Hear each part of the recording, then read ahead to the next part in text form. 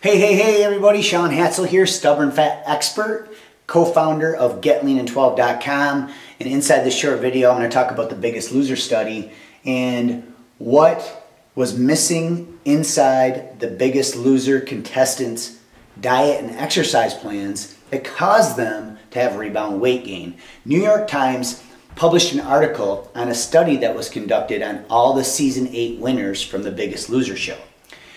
A few years later, what they found out was that almost all the contestants had gained all their weight back, and a few of them even weighed more than when they started the show.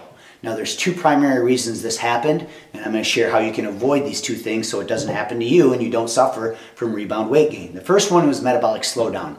Whenever you do an extended period of low-calorie dieting combined with an very high-intense or rigorous exercise plan, it can be a recipe for disaster if you don't put some damage control things in place. It only takes about 6 to 7 days of going low carb before your body's leptin levels are suppressed up to 50%. Now keep in mind, leptin is your body's #1 fat-burning hormone. It communicates to your brain whether or not you should burn fat or whether or not you should store fat. And as people lose weight and they don't do the 3 things that I'm going to share with you here, leptin sensitivity goes way down and their body ends up fighting back against the fat loss process. So if you combine metabolic slowdown, which means when they get metabolic slowdown, it means they're eating less calories, but their body is burning less calories. So it's really just a wash. And then you combine that with suppressed leptin levels, it can be a recipe for disaster that ends up forcing your body to have rebound weight gain. There's 3 ways that you can increase your leptin sensitivity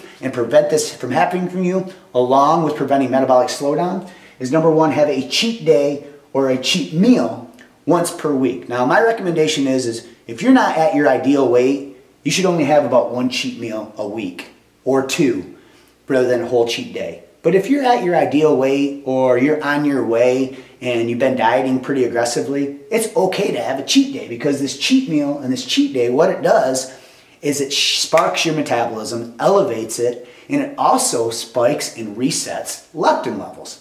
The second thing is to eat carbs post-workout 2 to 4 days of the week. So at least 2 to 4 days of the week, when you're done working out, these are the times that you want to add in starchy carbohydrates and ripe fruits. So I think if your goal is to gain muscle, things like white rice, potatoes, and ripe bananas are best. If your goal is to burn fat, I would stick with lower glycemic choices like sweet potatoes and potatoes, stuff like that, and other ripe fruits and berries.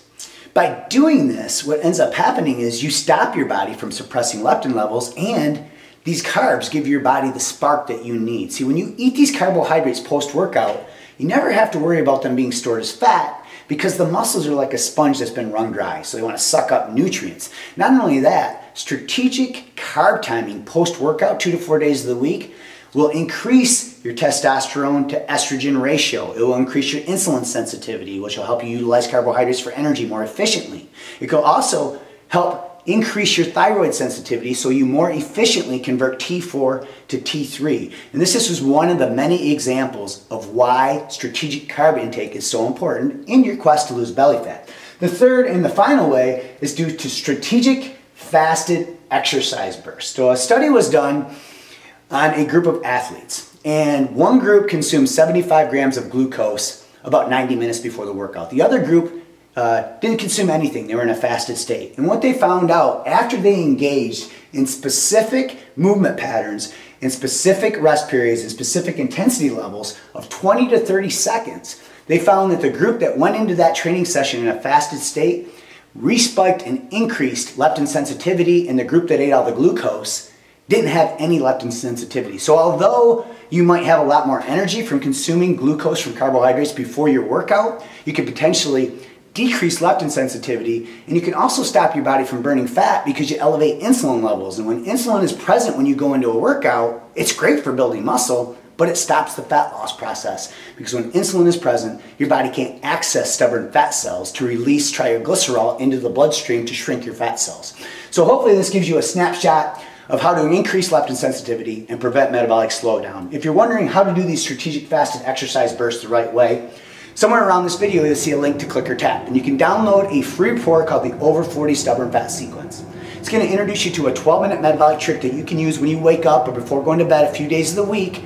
Not only will it reset leptin levels, research shows it's specifically designed for the hormonal condition of people over 35 years old. So if you're in your 40s, 50s, or 60s, you're going to want to download this report ASAP and get your hands on this workout chart, because things like P90X, CrossFit, and Insanity, they're amazing workouts. They work fantastic, but they're designed for younger people. So this report is going to show you how to move the right way for your age category, and when it's done properly, research shows it can increase growth hormone levels 450 to 700%. So if you got something on this video, please hit the like button, make sure you share it. I appreciate you taking your time out of your busy day to check this out, and keep going strong.